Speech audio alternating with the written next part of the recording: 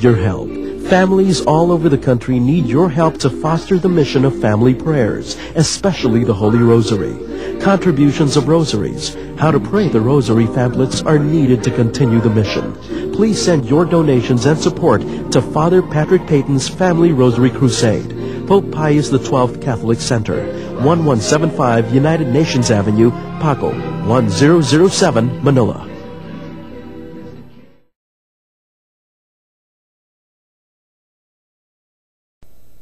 This is Father Patrick Peyton's Family Rosary Crusade, bringing you the Word of God and the love of His Mother, the Blessed Virgin Mary. Get ready to interact with people in the know in today's edition of Church Alive. May mga makabago ng pag-iisip at mga pamamaraan at pag-uugali ang ilan sa atin na magkaminsan ay taliwas, kaiba sa kagandahang asal. Paano nga ba magpalaki ng anak sa ating panahon sa ngayon at mahubog siya na bilang isang mabuting Kristiyano at maging isang mahusay na mamamayang Pilipino? Ang mga kasagutan ay ibabahagi po sa atin ang ating mga panauhin sa araw na ito. Kasama po natin si Sister Edel Delphine at si Sister Lot Pulong. Magandang araw po sa inyo. I see. Maraming salamat po sa inyong pagpapaunlad na kayo ay aming makapanayan dito sa ating talakayan. Ano po, tungkol sa nanay noon at nanay ngayon. Isang pribileyo po. Ano po ba ang nakikita ninyong pagkakaiba ng pagiging isang nanay noon at nanay sa ngayon? Kayo po. At bago dyan, ilan po ang inyong naging anak? 5 anak na lalaki po. 5 anak. At may sa ngayon, I'm very proud na meron akong 21 apo. Wow! At 2 apo sa tuhod. So masaya po kayo pagka Napakasaya. Pasko. Ano Napakasaya. po? Hindi yung Pasko. At mga araw-araw at mga reunions po ninyo. Yun ang inaantay ng mga bata, reunion. Talaga. At doon po sa aking katanungan, ano po yung mga pagkakaiba ng pagpapalaki ng anak noon at ngayon? Ay, naku, napakalaki po ng pagkakaiba. Kasi ako, lumaki sa lola, so na-adapt ko yung sistema ng lola ko. Espanyola, di ba, yung mga ganun lola. Okay. Yan, sit-sit lang, tingin lang, nasasaway kami. Makakuha ka sa tingin. Yes, makakuha ka sa tingin. Ganun po eh. Kaya na-adapt ko yun. So, yun din yung ginawa kong sistema. Ipinasa ninyo sa inyong... At napakaganda po. Can you imagine na 5 anak na lalaki? Mga barako, ha? Barako, wala po ako napalo dyan. Oh? Wala nakatikim ng palo. Isang sit-sit mo lang. Tingin, sit-sit. Kahit nung binata na sila. Ay, naku. Masetting ako yung mga manugang ko ngayon. Kasi lahat ng anak ko ang gagaling magluto. Talaga? At saka yung apo ko ngayon, no? Tinuturuan ko sila at age of 4 magsaing. Noong araw sistema, sinaing, ginaganyan. Para natuto sila. At age of 4 po lahat sila. Natutong gumawa sa bahay. Natutong magluto, tamang pamamlansya, ang damit hindi pinipiga ng gano'n, hindi gano'n eh. May sistema, lahat ng bagay, paghihiba ng kamatis, sibuyas, may sistema lahat yan. Ako, nakakatuwa iba po naman. ngayon, ang mga... Tanungin natin si Sol, paano po naman ngayon ang pagpapalaki natin sa ating mga anak? Ilan po ba ang inyong anak? 2 lang po ang aking anak. Pareha din pong lalaki. Pareha lalaki? Lalaki din po. Hindi, siguro magulo at maharot sa bahay kung magkamisan. Hindi naman po. Yung isa po kasi tahimik. At yung isa po ay talagang medyo magaslaw. Magaslaw. Opo. Hindi mo ba pasaway? Pasaway? Hindi naman po. Ay, paano po naman na hindi sila pasaway? So, yung sa akin din po, nag-relay din po ako dun sa kaugalian ng aking parent.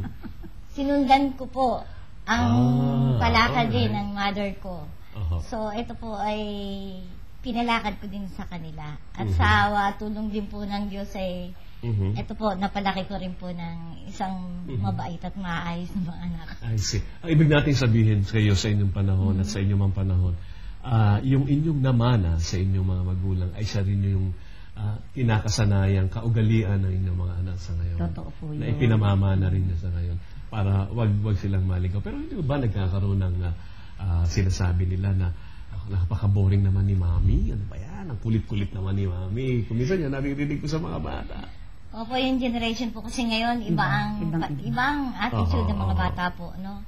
hindi pares nung araw ay talagang Katulad ng sinabi ni Sister Edel. ang pagsunod po natin, ganun na lang kataas. Oo, Ika nga ngayon. po ba? Ngayon po, kailangan po kaibiganin mo yung anak mo. At hindi lang yung ika nga po, hindi yung mother and daughter. Kailangan din po maging friend kayo. At ginagawa niyo yan. Kailangan po kasi yung level po ng attitude ngayon, iba po eh. So hindi po pwedeng tatay ako. Dito ako. At ikaw dyan. Dahil ikaw anak. Hindi po pwede. Hindi naman gano'n. Ano ba yan? Kasama pa rin po yun. May mga Kasama pa rin ganyan. Lalo po na yun. yung iba talagang pag sinabi ako ang may suot ng pantalon.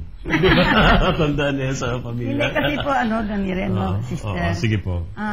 Sabi nga, yung pamilya noon, yun ang paraan. Pero ngayon, sumusunod din tayo, being nandito sa ganyan. Kailangan natin sumunod din ng kaunti para yung ating relasyon sa mga bata, talagang friendly.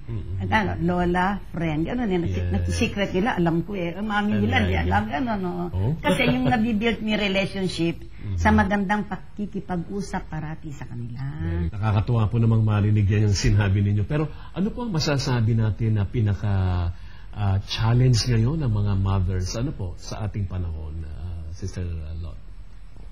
Sa ngayon po, talagang minsan po yung pagbibigay ng kung paano po nila yung pagdarasal po sa pamilya. Yes. Yung po minsan talaga ngayon ang mga kabataan ay medyo mahirap i-implement. Pero sa akin pong pananaw, parang kailangan lang po na sa family, sa tahanan po magmula yung pag-implement po ng pagdarasal sa magulang. Sa inyo po, saan po kayo natutunan ang inyong pagdarasal? Sa parenting po, parents sa mother po at father ko. At Wala pong umuupo sa hapag na hindi nagpe-pray. Yun naman ang maganda rin. sabi po nila, the family that prays together stays together. Correct. You still find this relevant? Opo, napakalaking bagay sa isang pamilyang Pilipinas, sa isang pamilyang Kristiyano. Yung pang pwede nating ibahagi sa ating kapwa, sa ating mga kapitbahayan, na yung nananatili tayong nakakapit sa Panginoon sa pamamagitan ng ating malalim at matinding pananalangin. Pero kung minsan po, ang pamilya hindi na rin sama-sama, lalo pa sa ating panahon sa ngayon. Yes, Ano po? totoo po. Paano po ba natin nagagampanan na ang pamilya ay sabay-sabay pa rin magdarasal, Sister Lot? Sa akin po yung bago matulog po, nariyan po yung ika nga po bago kami matulog. Na mag-ana? Magsisindi po ako ng kandila sa altar. Sabay-sabay po kami Magdarasal.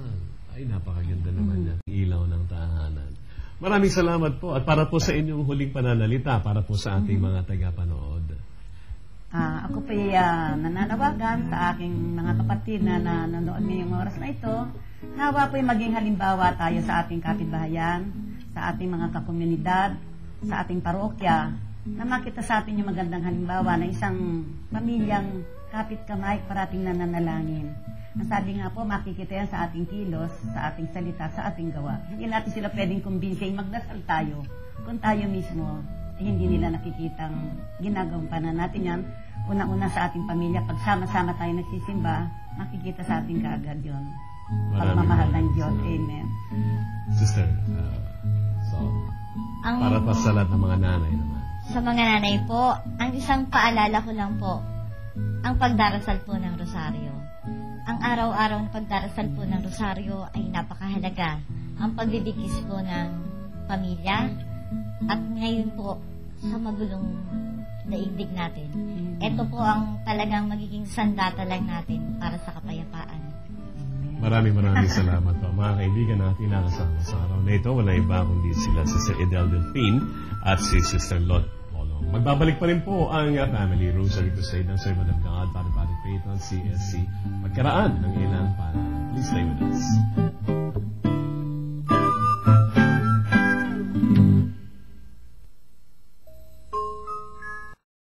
The family that prays together stays together.